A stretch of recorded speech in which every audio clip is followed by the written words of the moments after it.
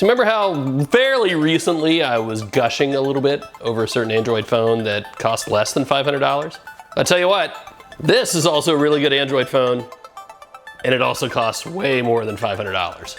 The OnePlus 7 Pro, it's got something really cool going on. Did you see it?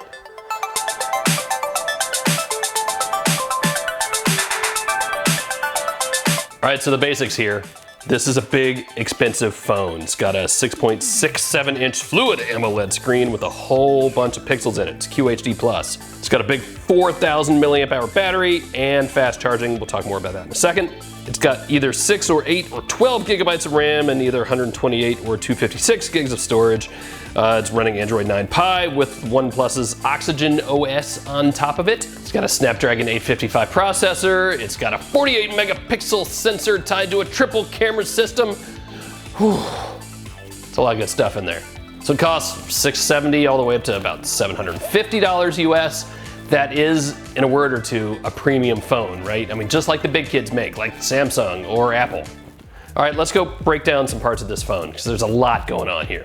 So I love the body of this phone, I really do. I mean, it reminds me of what HTC could have been had it not died and gone to live in virtual reality hell somewhere.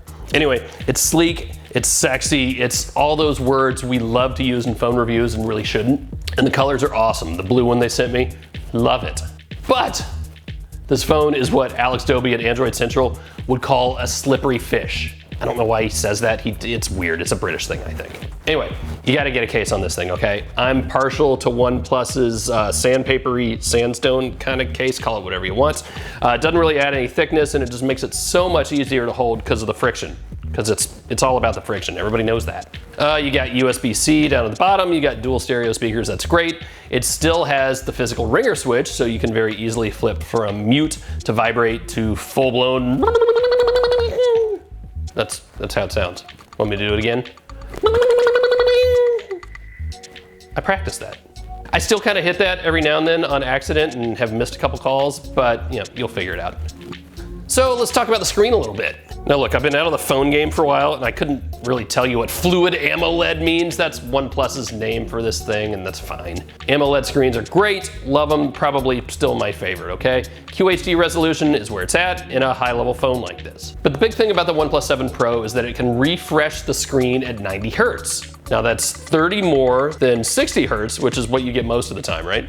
And the big difference, and you will actually notice this, is that it makes things like scrolling through lists a lot smoother. It's really cool. Is it a must-have thing? Not necessarily, and it will kind of tax the battery a little bit, but it's also an option so you can go turn it off in the settings if you want to. A couple other little things on the screen. It's got a built-in screen protector, and I've left it on. I mean, it's not great. I've actually got a couple little ripples in it already. You can take it off, put on whatever you want, or go naked if that's how you roll. And I've definitely been reminded that I'm just not crazy about the curved screen. I read a lot of text on my phone, and when it just kind of wraps around like that on the sides, not digging it. So when you talk about the screen on this phone, you also have to talk about this one other really cool feature, and that's the fingerprint sensor. Because the screen is where the fingerprint sensor is. Now this isn't the first phone to have it, right? Samsung's done it before, OnePlus has done it before. This time on the OnePlus 7 Pro, it's actually pretty usable. I don't quite think it's as good as, say, Face ID on the iPhone, or I'm still up in the air on whether I prefer it any more than having a fingerprint sensor on the back. But the point is, it's usable, it's good enough. You just, take your time. You might have to adjust things a little bit. I found that I needed to re-enroll my main thumbprint a second time because I found where I put it when I'm actually enrolling the fingerprint is a little bit different than how I naturally hold the phone. So you'll get a feel for it, and it's actually very, very usable. All right, here comes the big part. You ready? Let's talk about the camera. Now, honestly, this is where I've been really excited, and it's not because the OnePlus 7 Pro has the best camera you can get in a smartphone today. It doesn't, okay? It's really good.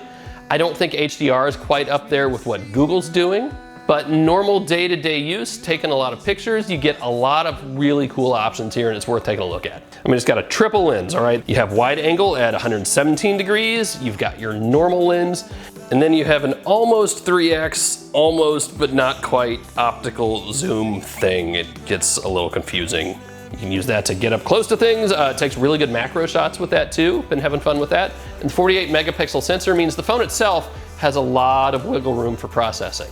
It'll take the Moment lens case, which I'm a huge fan of. Go check that out. I've got one on order already. So it's a really good camera system. Just not quite the best, but it is absolutely usable and right up there. But that's not really what excites me, okay? For me, it's all about the front-facing selfie camera. I'm not a huge selfie taker, but what I am a huge fan of is not having a notch cut out in my screen like the iPhones had to do, like Google's had to do, so many other phones, right? Including OnePlus. But this pop-up camera means no more notch cut out of the screen. When an application needs the front-facing camera, it just opens up automatically. Very, very cool. Now the question is, how long is that gonna last, right? Is it gonna break off? OnePlus says they've rated it for 300,000 cycles, I guess, openings and closings, which should last at least 5 years. If it's open and you drop the phone, it will automatically retract, hopefully in time, to keep from breaking off. So that's kind of cool. Really cool, really fun, and you know, the look on other people's faces when they're like, what just happened? Really neat. All right, a couple more things here. Let's start with one on something I kind of don't like. So OnePlus has had this warp charge thing for a while. You have to say it like that. Now they're up to warp charge. Is it 3.0 or 30? Whatever, it's still warp charge. So I'm gonna keep, ow, I think I just pulled something.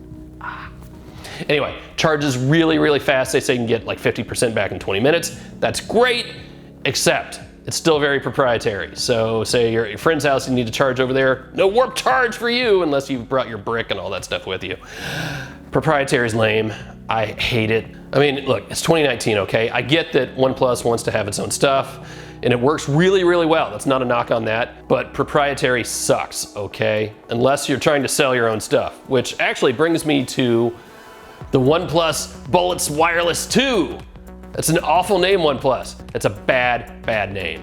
Anyway, it's a bad name for what are some really good wireless earbuds.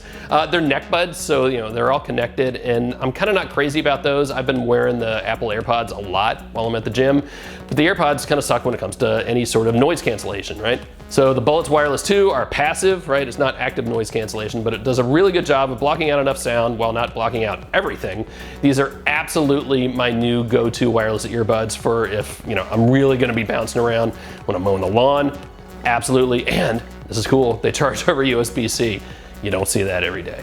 They're 99 bucks if you're in the market for some wireless earbuds. Absolutely, give them a look. Whew. All right, that's it for the OnePlus 7 Pro for me. Now look, there's a whole lot I didn't even get into, I know. I mean, I didn't even touch on the software, Android 9 Pie, that's great, along with the Oxygen OS custom features. So much in there to play with. I've actually been using OnePlus's gesture navigation on this thing. It's not as good as what Google has on the Pixel phones, and that's actually still kind of a low bar, okay? Neither of those is as good as, say, the iPhone. But I'll take gesture navigation over the old school buttons any day at this point. Again, camera's really good, not perfect, a little bit of room for improvement still, we'll see. I miss wireless charging, I get it, it's a metal phone, we're still not doing that, fine, but I miss it, I really do. But all in all, a really good, fun, premium experience in what is not an inexpensive smartphone. It's absolutely worth checking out if you're just not into the Pixels, if you're not into Samsung and you still want something really good. So that's it for the OnePlus 7 Pro. Phil approves, go check it out. It's really, really good. It's just also pretty darn expensive. Got any more questions on it? Hit me up in the comments, go find me on the socials. Be sure to subscribe if you haven't already. Go tell your friends about all this. That's it, see you later.